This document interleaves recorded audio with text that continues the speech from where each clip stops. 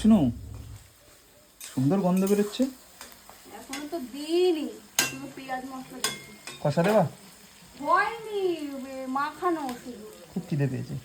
দাঁড়াও একটু। আমার বউয়ের হাতের রান্না, ওফ! সেদিনকে শুনো, দেখাও খাসির মাংসটা করেছিল না, মানে ফিদা ফিদা, সবাই ফিদা হয়ে গেছিলো সেদিনকে। আমার বাবা, আমার শ্বশুর শাশুড়ি, আমার মা, আমার ভাইরা ভাই সবাই কষা খাচ্ছে, সবাই। মানে এত সুন্দর কষা, বউয়ের হাতে জাদু আছে, জাদু। কষাতেই মানে 1 কেজি শেষ নাকি? তা আজকে দেবা তো কষা? হ্যাঁ দেবো। হ্যাঁ আজকেও দেবো। তাকাও, আজকে আমি দেবো আমার গালে। ভালো আছে। গালে। তাহলে কি কোথায় দিলাম এটা তোর? তুই তো হাওয়ায় আসলো, হাওয়ায় চলে, হাওয়ায় হাওয়ায় হাওয়ায় গুলি মারা মানে হাওয়া ওইদিকে চলে গেল, হাওয়ায়।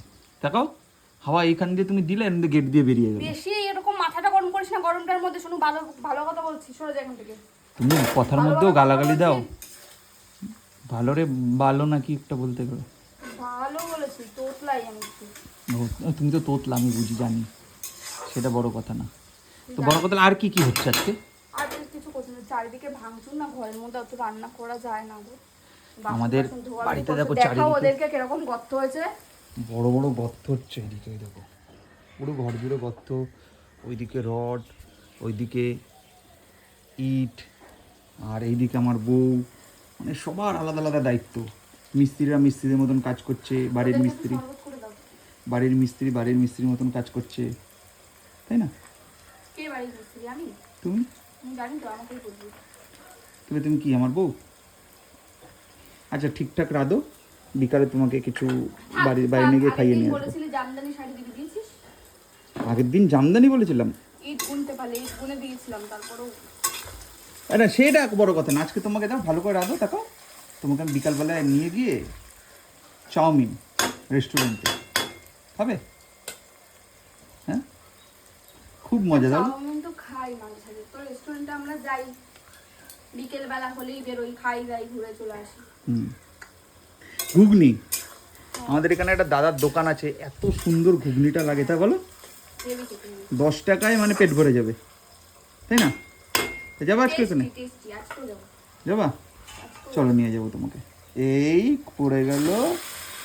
ও, মেরিনেশনটাই তো হেভি লাগছে রে, মেরিনেশনটাই তো হেভি লাগছে, খেতেও তো সেই হবে মনে। কিন্তু আমার বউর একটা কাহিনী আছে, আমার বউ কিন্তু রান্না শিখেছে আমার কাছ দিয়ে। বলো, এটা তো তুমি স্বীকার করো। হ্যাঁ, আমি আমার বউকে রান্না শিখিয়েছি। আমি তো তোমার থেকে তখন অনেকটাই ছোট ছিলাম, আমি রান্নার তো কিছু জানতাম না। এখন আমার থেকে বড় হয়ে গেছে। এখন আমি তোমার থেকে রান্নায় বড় হয়ে গেছি। আমি যখন বিয়ে করছি আমার বউ অনেক ছোট ছিল, তা ওকে রান্না সব আমিই শিখিয়েছি। চাউমিন আমি মানে শুধু চাউমিন না, মানে চাটা করতে পারতাম, এছাড়া বাদ বাকি সমস্ত রান্না আমি তোমার থেকে শিখেছি। বাপের বাড়ির থেকে কিছু শিখে আসুনি। তখন আমার পড়াশোনার বয়স ছিল, পড়াশোনা করাবে না আমার মা, যে তোমার মেয়েকে তুমি স্কুল পাঠিয়েছো কেন, তাহলে এখন রান্না শেখাও, শ্বশুর বাড়ি যাওয়ার জন্য শেখাও। সেটাও ঠিক, তাহলে দোষ দিলেই হবে। না, বউকে আমি অনেক কিছুই শিখিয়েছি, তাই না?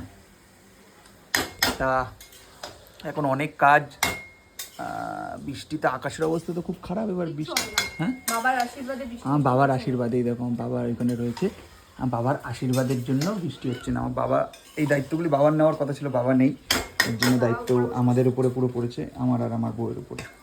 তা এরকমই পাশে থাকো, আর সবই দেখতে পারবে। টাটা।